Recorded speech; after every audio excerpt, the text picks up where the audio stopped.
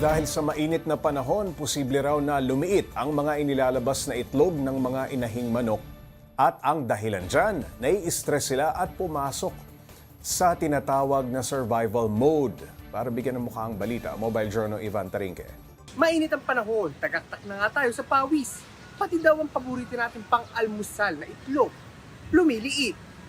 Hindi lang tao ang nai-stress sa sobrang init, pati na rin daw ang mga inahing manok. Kapag sobrang init, pumapasok daw ang mga ito sa tinatawag na survival mode. Once it the 29 degrees Celsius up, that is where the survival mode be the main priority of the animal. Even the feed consumption will lower down and then the water consumption is affected too.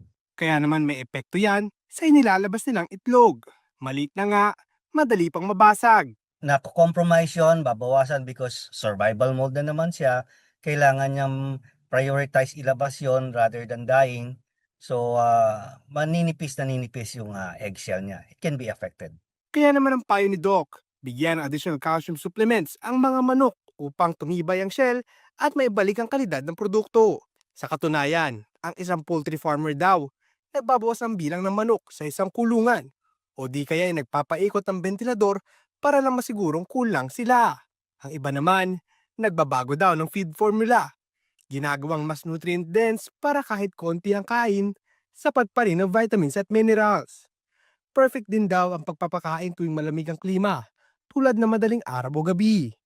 You feed them early when it's cooler so that the animals can get their recommended daily requirement of feeds in the cooler times of the day. Talaga naman not all eggs are created equal. Kaya next time na makakapansin ka ng medyo bitin na itlog sa almusal, maaaring dahil yan sa init ng panahon. Mobile Journal Ivan Tarinque po hatid ang mukha ng balita.